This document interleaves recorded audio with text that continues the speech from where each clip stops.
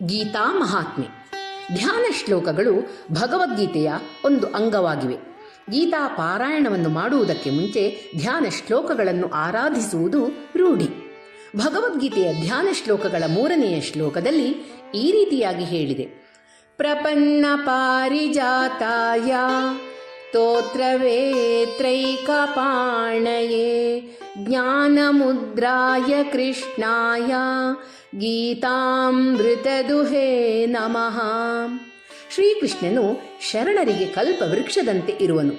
ಕೈಯಲ್ಲಿ ಒಂದು ಕೋಲು ಹಿಡಿದುಕೊಂಡಿರುವನು. ಜ್ಞಾನಮುದ್ರೆ ಅಥವಾ ಚಿನ್ಮುದ್ರೆಯನ್ನು ಧರಿಸಿರುವನು. ಗೀತಾಮೃತವನ್ನು ಕರೆಯುತ್ತಿರುವನು. ಇವನಿಗೆ ನಮಸ್ಕಾರ. ಇಲ್ಲಿ ಮಹಾಭಾರತದ ಆರಾಧ್ಯ ಮೂರ್ತಿ ಶ್ರೀಕೃಷ್ಣ ಜಗತ್ ರಕ್ಷಕ, ಜಗತ್ ವಂದಿತನಾಗುತ್ತಾನೆ. ಯಾರು ಅವನಲ್ಲಿ ಶರಣಾಗುವರೋ ಅವರಿಗೆ ಅವನು ಕಲ್ಪವೃಕ್ಷವಾಗುತ್ತಾನೆ. ತನಗೆ ಶರಣಾಗುವವನು ಒಬ್ಬ ದುಷ್ಟನಾದರೂ ಕೂಡ ಅವನು ಕೇಳಿದ್ದನ್ನೆಲ್ಲ ಅನುಗ್ರಹಿಸುವ ಉದಾತ್ತ ಗುಣದವನು ಶ್ರೀಕೃಷ್ಣ. ಇಲ್ಲಿ ತಾತ್ಪರ್ಯವೇನೆಂದರೆ, ಯಾವಾಗ ನಾವು ನಮ್ಮನ್ನು ಅವನಿಗೆ ಅರ್ಪಣೆ ಮಾಡಿಕೊಳ್ಳುವೆವೋ ಆಗ ಅವನು ನಮಗೆ ಕಲ್ಪತರುವಾಗುತ್ತಾನೆ. ಶ್ರೀಕೃಷ್ಣ ಗೋಪಾಲಕನಾಗಿ ಒಂದು ಕೈಯಲ್ಲಿ ಕೋಲನ್ನು ಹಿಡಿದುಕೊಂಡಿರುವನು.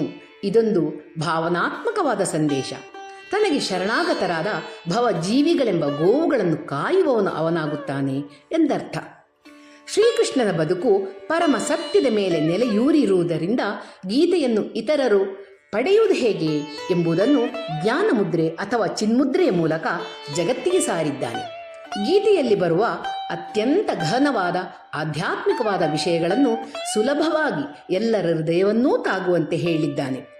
ಇಲ್ಲಿ ನಮ್ಮ ಸುಂದರ ಬದುಕಿಗೆ, ಆರೋಗ್ಯಕ್ಕೆ ಅತ್ಯಂತ ಅವಶ್ಯವಾದ ಪೋಷಕಾಂಶಗಳೆಲ್ಲ ಹೇಗೆ ಹಾಲಿನಲ್ಲಿದೆಯೋ ಅದರಂತೆ ಜೀವಿಯ ಬುದ್ಧಿ ವಿಕಾಸಕ್ಕೆ ಬೇಕಾದ ಪೋಷಕ ದ್ರವ್ಯಗಳನ್ನೆಲ್ಲ ಶ್ರೀಕೃಷ್ಣನು ಗೀತೆಯಲ್ಲಿ ವಿಪುಲವಾಗಿ ಧಾರೆ ಎರೆದಿದ್ದಾನೆ.